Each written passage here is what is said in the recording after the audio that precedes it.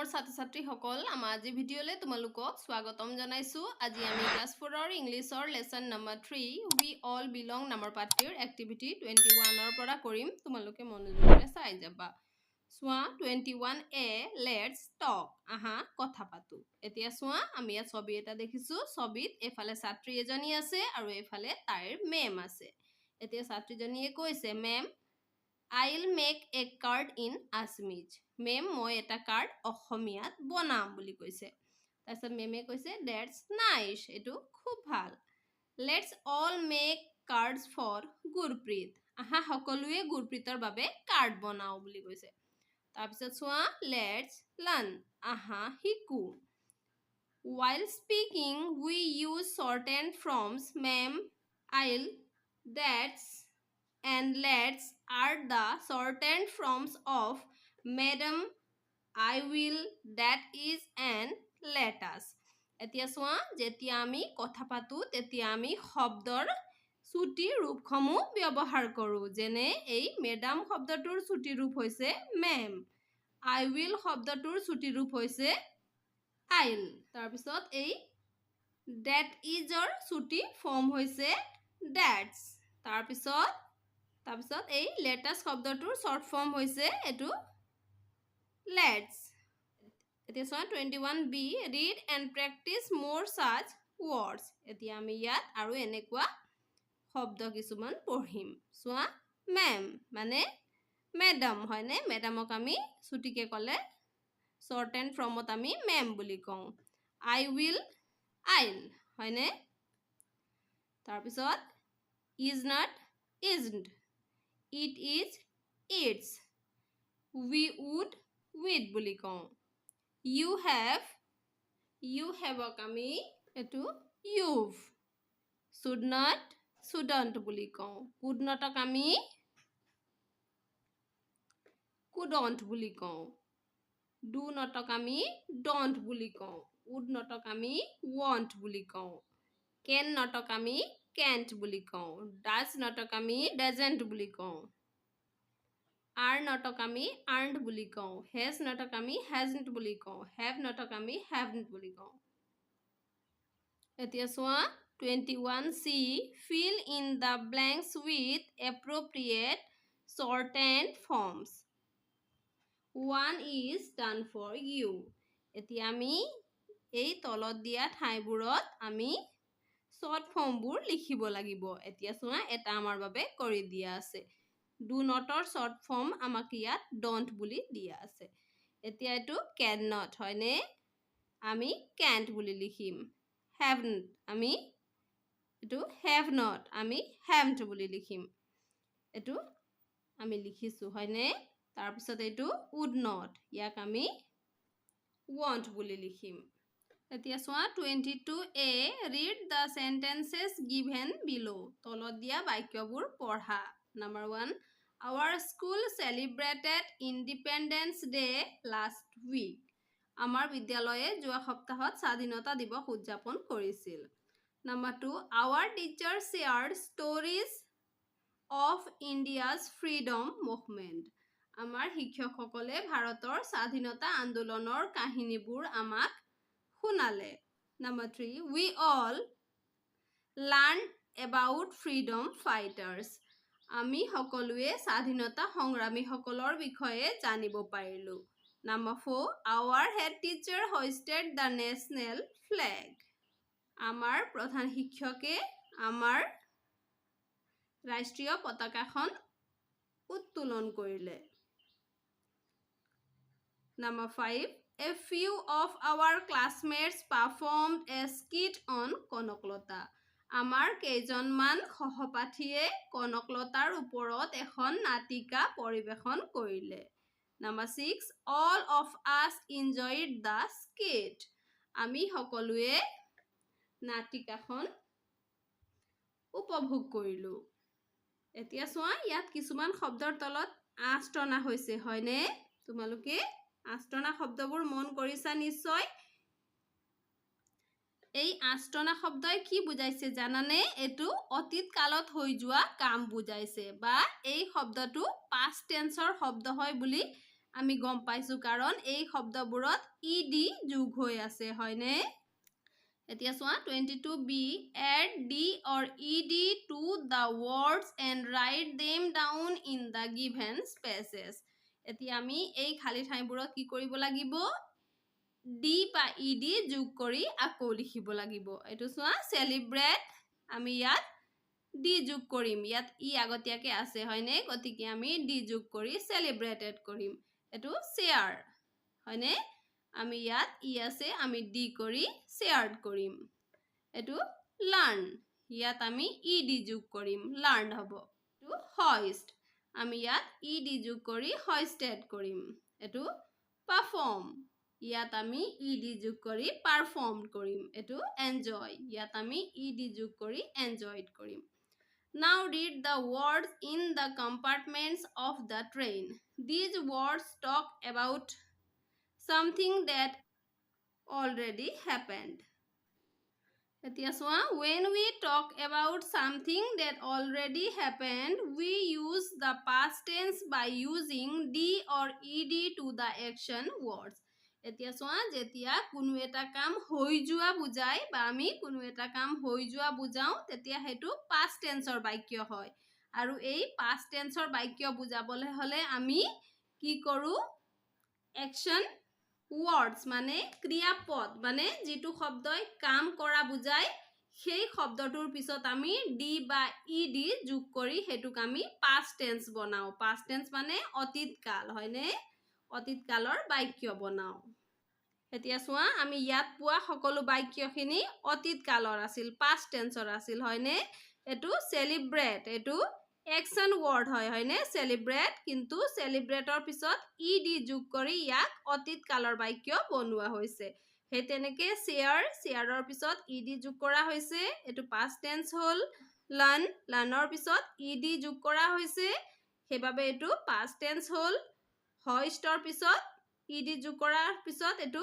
hoisted হল performৰ পিছত ed যোগ কৰি এটো performed হল enjoyৰ পিছত ed যোগ কৰি এটো enjoyed হল হয়নে এবোৰ সকলো অতীত কালৰ বাক্য এবোৰ আগতীয়াকে হৈ যোৱা কাম বুজাইছে ইয়াত হয়নে এতিয়া চোৱা 23a Read and complete the following paragraph. It tells us about an event that already happened. Choose the correct form of the word given in brackets to complete the paragraph.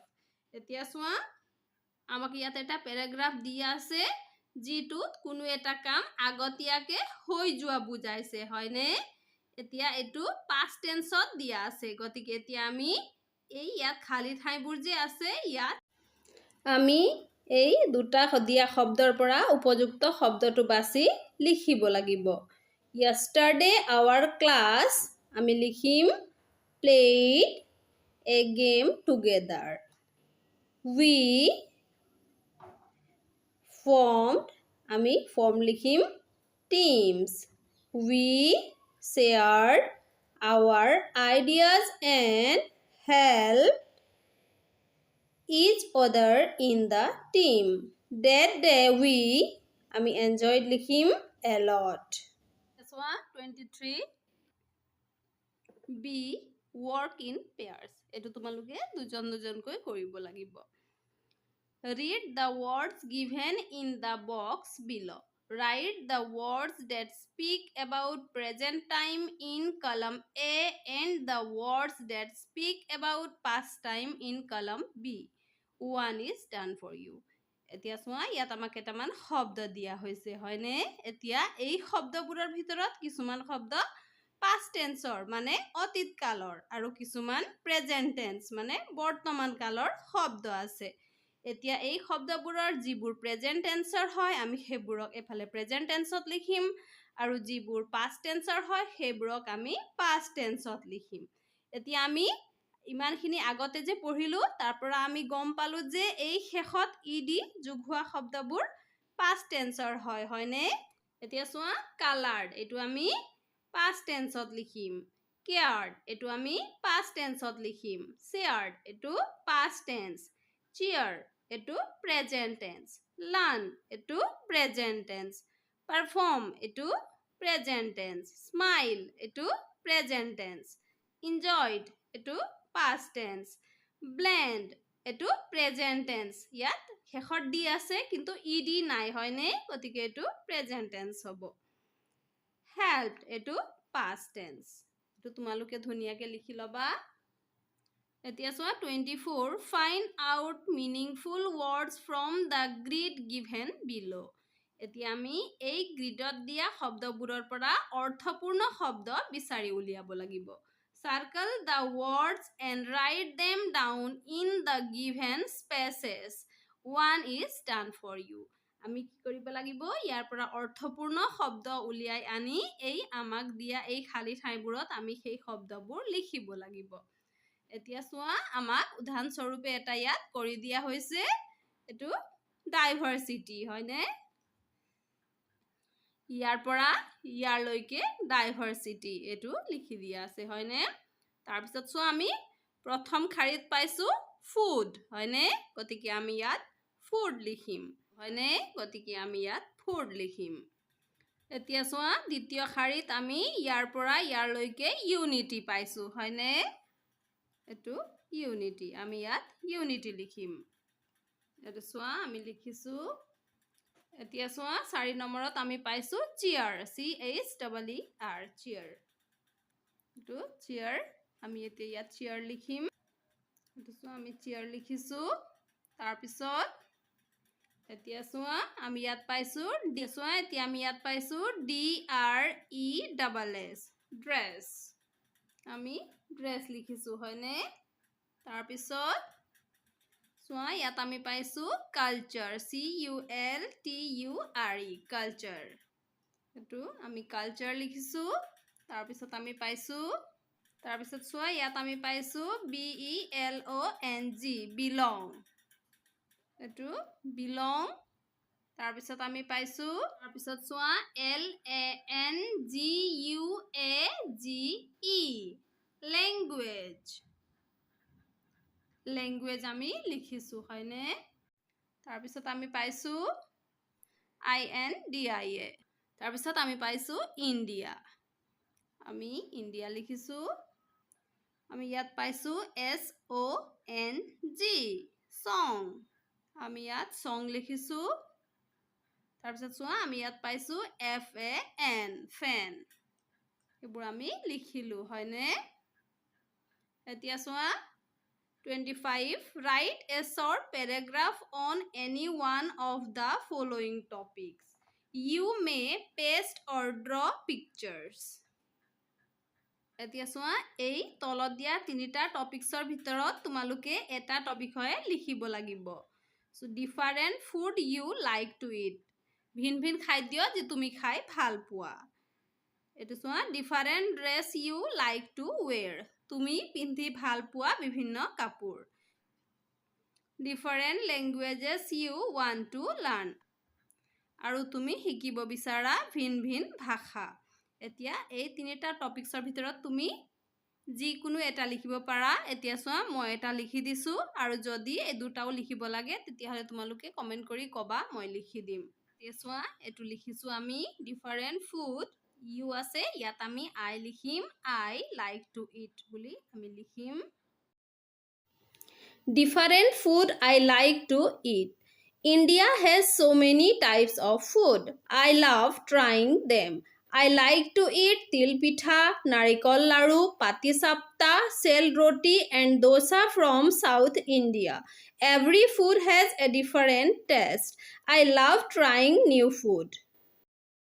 এতিয়া চোৱা 26 let's color ৰং কৰো United we stand, divided we fall. এতিয়া ইয়াৰ ভিতৰত তোমালোকে ৰং কৰিব লাগিব এটো মানে কি জানানে অৰ্থ হৈছে আমি যদি একেলগে থিয় দিও তেন্তে আমি শক্তিশালী হম আৰু যদি আমি পৃথক পৃথক হৈ যাও তেতিয়া আমি দুৰ্বল হৈ পৰিম হয়নে এই কথাটোকে বুজোৱা হৈছে এতিয়া ইয়াৰ ভিতৰত তোমালোকে ধুনিয়াকে ৰং কৰিবা আৰু বিদ্যালয়ত ছাৰ বাইদেউক দেখুৱাবা মৰমৰ ছাত্ৰ-ছাত্ৰীসকল আমাৰ আজি ভিডিঅ'ত আমি ইমানেই কৰিছো আমাৰ পৰৱৰ্তী ভিডিঅ'ত আমি লেসন নম্বৰ 4 আলোচনা কৰিম তোমালোকে মনোযোগেৰে পঢ়া শুনা কৰিবা আজিলৈ ধন্যবাদ